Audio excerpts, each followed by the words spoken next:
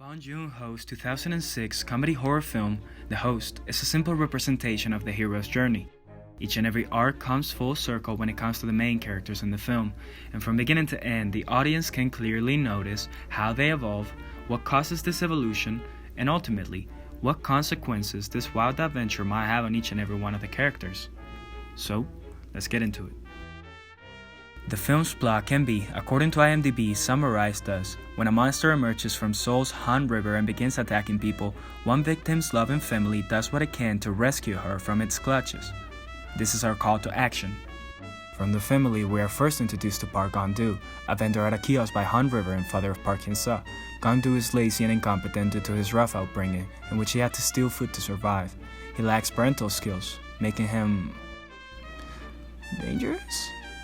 And because he works a lot and has little time to spend with his daughter, their relationship can have its ups and downs. However, Gong-doo never comes across as a bad father. He is simply a loving dad with very questionable methods. Park Nam-ju is Gong-doo's sister and an archery medalist and member of the national team. She fails to get the gold after the clock runs out on her, being watched by millions, including her family, minutes before the first attack by the monster. Park Nam-il is the third sibling, a struggling alcoholic college graduate who has continuously failed to find work. As Bong Joon-ho would put it himself, he's a student activist, now turned loser. Gong-doo and all of his siblings live with Park Hee-bong, their father, who still runs the kiosk and tries to be a positive influence on his family, even though in the past he wasn't always present nor acted as the father figure he would have liked to be to Gong-doo. Their issues as a family come from their closeness rather than their division. When the family's together, that's when their flaws are most noticeable. And even though these issues are very prominent, they manage to stick together in order to find the little girl. But anyone who's been in contact with the monster becomes a target to the Korean and American governments, who spread misinformation about a virus in order to keep the citizens of Korea from revolting. Our heroes crossing the threshold. The family must overcome their own individual weaknesses to survive and fight against the government and the monster. Park Gong-doo is patient zero because the monster's blood splashes all over his face during their first fight, and scientists believe by doing tests on him they will discover what the virus does.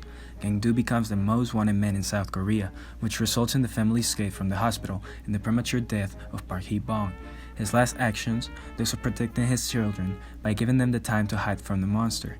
Here, the dad's arc ends, with him accepting he has done everything he can for his family and passing the torch on to his children to continue the search. The ordeal.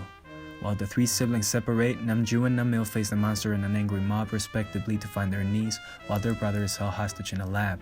Gong-doo has now lost his father and is unsure of his daughter's condition. On top of that, he's about to go through some sort of lobotomy because the only place left for the non-existent virus to exist must be his brain. And he's a zombie. Brain dead. Yep. They fixed him? Gong-doo evolves as a character the most in this scene, maybe due to the lobotomy. He uses his unique situation to escape the lab by squirting his infected blood on anyone who dares come too close.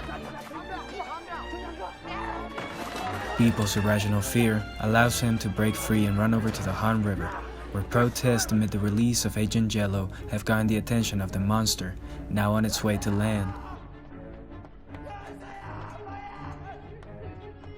The three siblings finally reunite as the toxic chemical is released, endangering those in contact with it. Gong-doo shows his growth when, hopeful to find his daughter, he tackles a police officer shooting at the beast, and without hesitation approaches it and pulls both his daughter and a little boy out of its mouth, only to discover she has passed away inside the monster.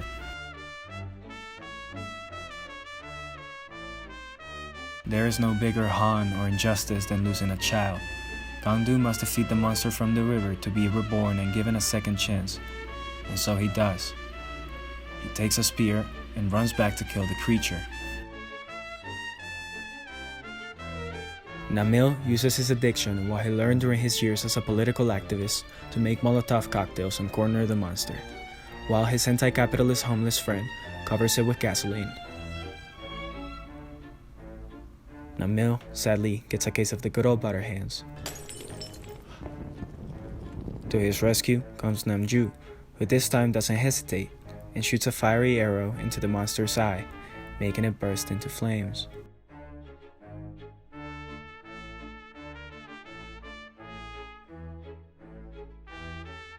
Finally, when the monster tries running back to the water for cover, Gangdu gets on its way, finishing the job, this time for good.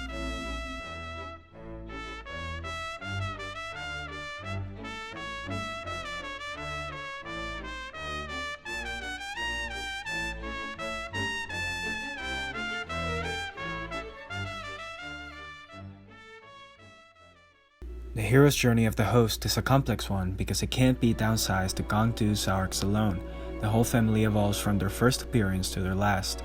Namil uses his alcoholism to his advantage at the end, pairing it with the tricks he once used during his years of activism, finally finishing what he had started. Namju redeems herself in her Olympic loss by confidently shooting the last arrow, something we have witnessed her fail at early in the film. And Gangdu, who we've seen go from lazy and incompetent to courageous and efficient through battling all forces against him in order to rescue his daughter, fails to bring her back home safe. He learns the pain caused by the loss of a child, but is also given the chance to raise and care for the young boy he does rescue from the monster. As long as there is Han, as long as there is injustice, there is hope for these characters. The Return. At the very end, we learn Gangdu has acquired custody of the little boy, kept the kiosk up and running, and even gotten rid of the frosted dips. As he prepares dinner, he even waits for his son before he takes the first bite. The boy looks clean and healthy, and the pair's chemistry is high nonetheless. All good signs of a new start for this family.